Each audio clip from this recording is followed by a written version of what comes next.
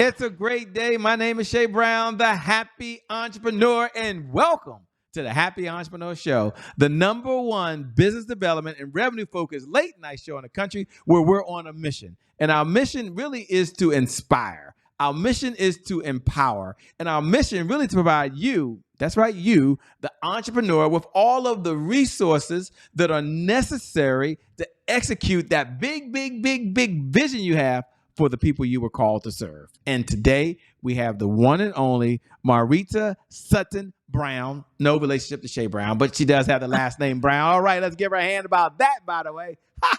What's up, Maurita? How are you? Hello, hello, hello. Good evening to all. Well, it is an honor and a privilege, a treat and a treasure to have you here. They're already reading your bio below, okay? So they're going to see how famous you are. They'll see how many letters you have behind your name and how great and all your main accomplishments. But they're also looking and saying, Shay, she's talking about today really how to work through and have your purpose and passion and be in that moment.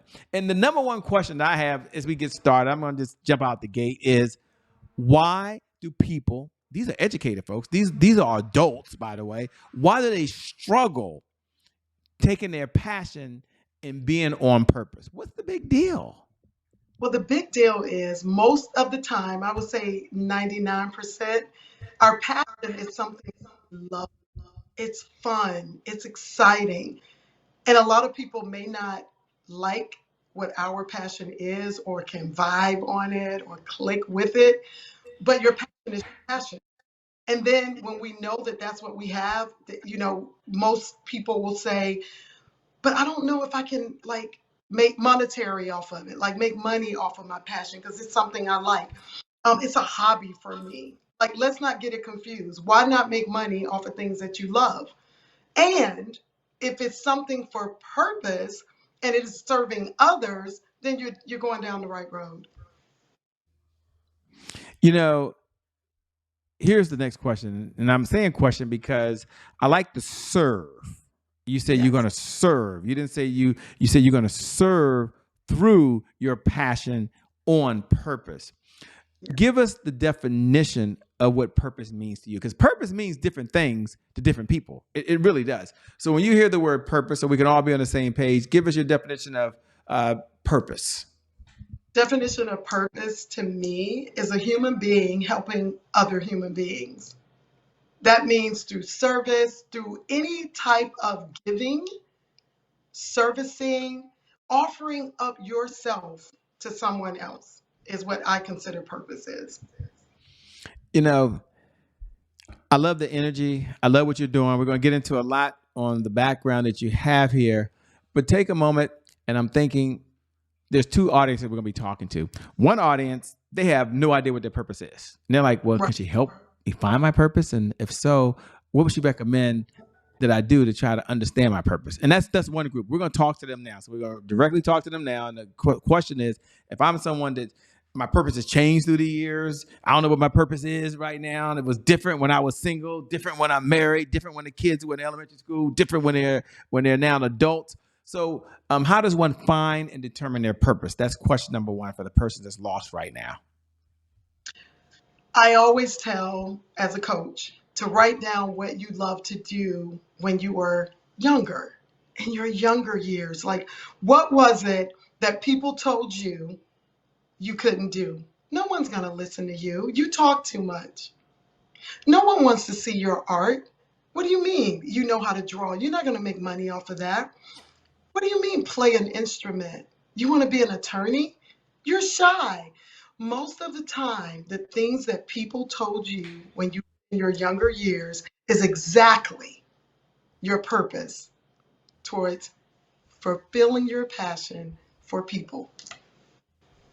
So you just write it down, journal your innermost feelings about it. For me, I used to decorate. Okay, when I was younger, I used to always organize things, and we're talking at the age of 7 to maybe 13. And I used to clean up all the time. And of course, I'm an interior designer. I used to love to talk, always in a leadership position from childhood up until today. And I had to put that together as my purpose to serve others. And so I literally had to sit down with my coach and write down, what is the passion? What do I love doing? I love to paint. I love to decorate. I love colors. And I love using myself as an example because I use myself as an example when I'm coaching. Find two things you love. If you can't find two, find one that you knew you cared about a long time ago. And let's fulfill that. Let's put that on paper and see what that works out in your life today. And normally, 99% of the time, it's the passion turned into purpose for the people. You know, you've been known to have this quote known as the multi. I'm going to call it that. Hope I get it right. The multi-experience diva, right? And you talk to the folks that are trying to find their passion and their purpose. Now we're on the other side because you can do multiple things. She wears multiple hats. Don't worry. We're going to get into this how she serves. We'll get into her book. Don't worry about that. We're going to ask her where she find this confidence from. But I also want to go to the other side. The Shay Browns of the world, right? We have our AARP card now. I'm on the other side of that 50 number. And, you know, I'm thinking, is it too late? Right? Because I got to go try to learn something new and it's something that I want to do. The question is, what do you recommend to folks that need to find the courage to go do something over and beyond what they have now and the confidence, right? Okay. And I say that because when I first picked up the camera and I said, I want to learn photography, they was like, oh no. And I'll be honest with you, I didn't tell people I even wanted to do it because I was like, that's not you. And so I just said, well, you're right. I'm over, you know, I should have did that in my younger days. So my question to you is, what do you say to the person that's in another generation and they're like, I need the confidence and courage to go do it? Well, right now, I mean, we only get one life to live that we know of. So the time that we have right now on this earth, it's inevitable for us to figure out our passion with, so it can be our purpose. Age has nothing to do with it. The only thing I say with age is you've had the opportunity to do many things in your life. You've had the opportunity to listen to the naysays and then the yes says and everybody that has their opinion about who you are as a person. You've had that. That's the only thing I can add with age. Like you said, you picked the camera up. Some people were like, oh, you should have did that a long time ago. What does that mean? If I still know how to push the button and produce something amazing for people, which I'm witness to your photography, then you go for it. Sometimes we have to like go into ourselves, sit down, journal what we want, what we feel, and put yourself around people that will support you.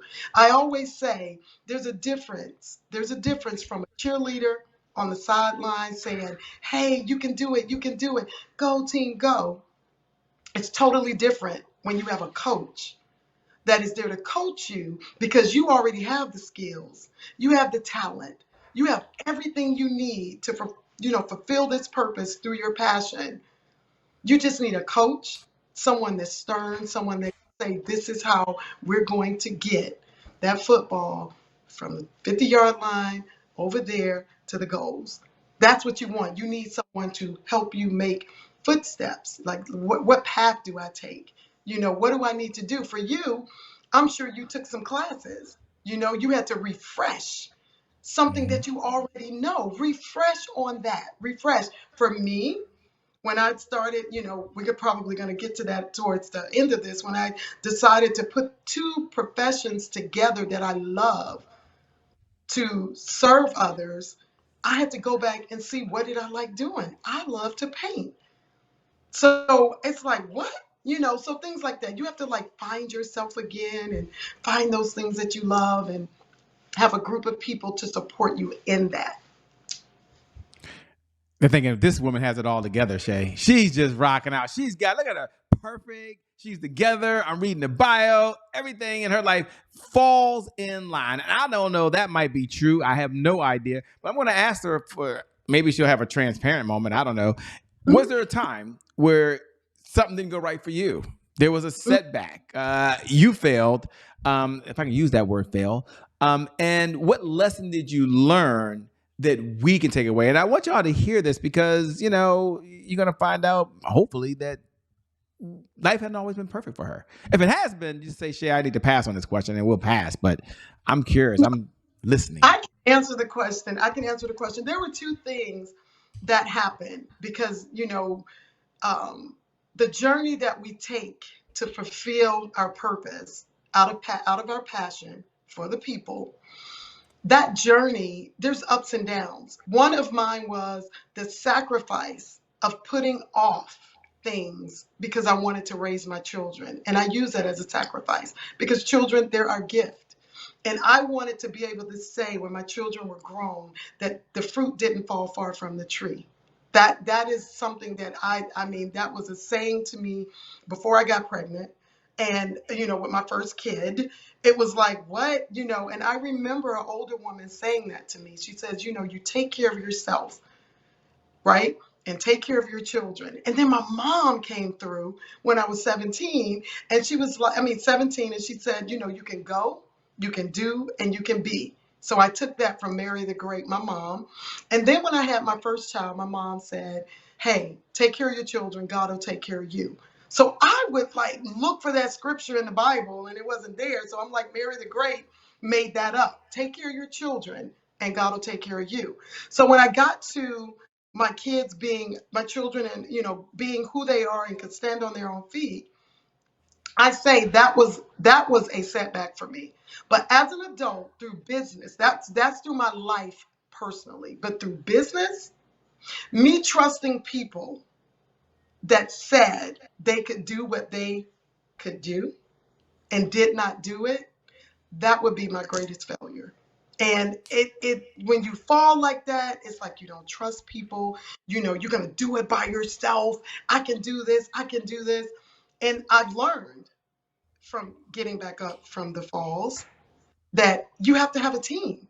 You need a good team on your side to accomplish this passion you have, this purpose you have for the people. It's like one circle, just your passion.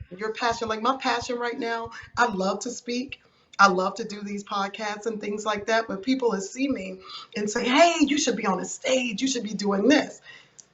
I knew back then I did not want to live out of a suitcase and a limo. But now that all my kids, my last babe, is in college, got 2 more years, and then off to law school. I'm looking back at that. That's something that I'm looking back. Well, maybe I do want to stay in a hotel and be in a limo. As an entrepreneur, you have the opportunity to set your footsteps in order. You have that opportunity. It's yours. So you have to get with that good team, that good leader that can support you and help you put that purpose, passion into effect. I love your honesty. Thank you so much for sharing. I certainly appreciate that. You have a chapter that you have labeled "She Serves," and what I like for you to do is tell the folks the backstory on why this chapter, and I believe one of your personal mantras. It's not out there, but I believe it's based on me talking to you.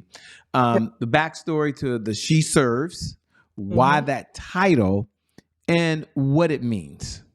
Okay. I start my it's the icon within. Unlock the icon within. And I was had the honor and privilege to write with a lot of other authors, unlocking our icon. Like, when did that happen for you? Is what the book is about. I want to talk about a lot of it, but for me, she serves. I started serving, and I remember I was taught to serve. So I remember being the only girl in the family. It's all boys. I wanted to climb trees with them, but my grandmother said, no, I need you to stay in the house. I need you to learn how to cook. I need you to learn how to clean because one day you're going to be in a happy marriage and you're going to serve your family. I mean, at the age of 8, it's like, why would I have to worry about that? But let me tell you, I can cook, I can clean, and it was the best training ever. But my grandmother taught me how to serve, and I serve with grace. I serve with a happy face. So whenever people are in need, I love to get involved. I love to help humanity. That's what because I became a life coach. I became an interior designer because I wanted people's homes to be pretty.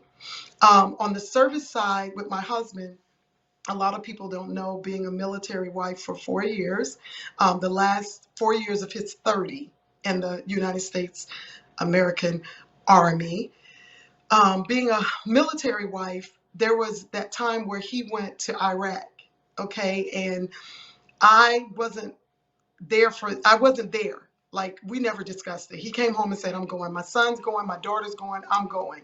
We never discussed it. My son here, our son was 1. He was 12 months old. Only thing I could do was pray. And one day I was sitting there, I could just hear God say, go and serve. Just go serve. I had already served in PTA. I'd already served, helping my mom with her youth at risk in Atlanta. I'm always a volunteer. But this one was different. While he was serving the country, I decided to serve Fort Hood in Texas. And I did this, I did that. I went to the hospital. They thought I was a doctor. I served, I cooked, I cleaned, I took care of women whose husbands either lost their lives or they were having a baby when he lost his life, or they were having a baby, or they had cancer. It was whatever was needed for me at the time, I did. The reward of that I did not even know was coming to me, was the presidential award from George W. Bush in 2005 and the Yellow Rose of Texas from the governor of Texas, Rick Perry, back then. That then showed me that you can be rewarded for your service, period. The 4-H club, the this, the that, the this, all the certificates. So it hit home to me that that was a passion for me, to give back to humanity, to give of myself, my time, and I still do it today. So that book shows you from my birth until now, where I'm 53 years old, she serves. Right? And that's all I can say. You got to read that chapter because it's amazing. But that's the backstory, giving my time, my money, my physical being, my mindset to others.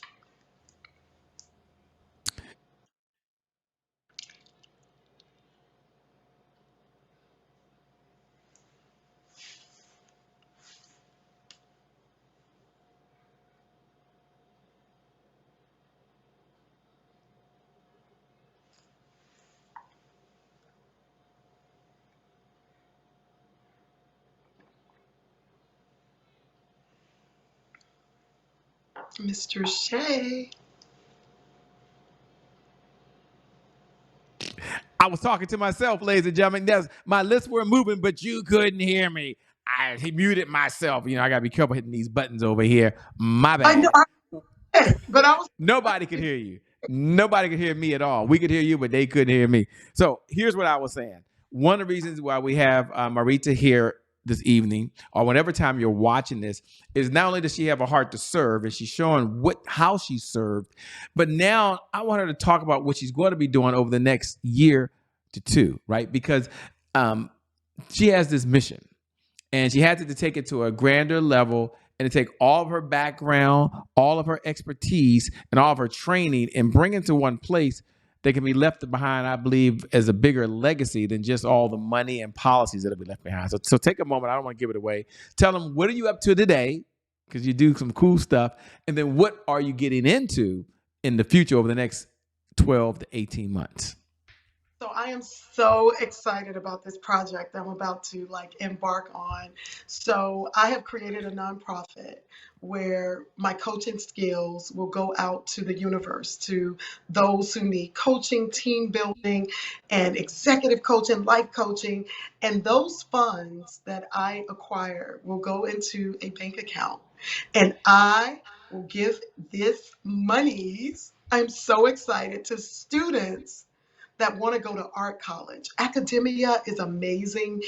Public university is amazing. I'm finishing up my third degree, which is a doctoral. So with that being said, this money will allow children to enter into SCAD, full sail. Like those kids that parents or cousins or uncles or teachers that say, oh, I see your talent, but why don't you just go to an academia? Why don't you go play football? Why don't you go do a sport? Listen, I'm bringing the arts back. I want these children to express themselves just like Monet did. Claude Monet with the lily pads, Michelangelo painting on the ceiling in the Sistine Chapel. I am so into this. When I went to the Sistine Chapel in Italy and I saw the work that I had studied in a textbook, I boohooed for hours while I was there. The Vatican, I went by and spoke to the Pope. He actually came out that day. Listen, all of what I am and what I have, I want children, this youth, our future, to know they may take art out of the schools. And I know that our youth have hidden talent. I want to exploit that. So through the nonprofit, they will be able to apply for these scholarships to go to these private art colleges, universities around the world. The world. This is not just a local thing that I'm doing. So I'm really, really excited because I have kids lined up that want to embark on this. We will do this big gala for them. They're going to feel important. They're going to be able to show their work, sell their work. Like I'm turning these children into entrepreneurs at the age of 17. They're going to learn through courses how to exploit what they have. And I'm just excited about it. I'm excited for you. I'm excited about what you're doing. It is super amazing. It is super incredible. And thanks for taking your gift and talent. While you could be doing something else, you're impacting humanity. And then that's what life is all about. How can folks best connect with you? There's someone out there that's listening right now. It's like, wow, she's not talking about it. She's doing the doggone thing. And, they have questions. They want to know how it fits into their strategy, how it fits into their purpose. What's the best way folks can connect with you? So a two-part question. She can handle this, ladies and gentlemen. Two-part question. Number one, what type of clients are you looking to work with these days, if any? Because I know your firm is very busy. And number two, how can folks best connect with you? So I am looking for, um, we call it executive coaching, but you cannot do executive coaching without life coaching. So if you are at the brink of like, I always say at the edge of greatness, you're the person for me to coach. And I love saying that because I know there was a time in my life where I would do the 21-year-olds, the 28-year-olds, the 33. But listen, I want that seasoned entrepreneur or corporate America worker that's at the edge of the mountain getting ready to embark on something great. And they need that coaching to get that ball from the 50-yard line to the goal. You can find me on every social media outlet, Maurita Sutton-Brown. And that's it. Like, Google me. I'm all over Google. I like that. Google me. You can find me. Don't worry about me. You can find me. First, let me say thanks so much for being on the Happy Entrepreneur Show. We appreciate you.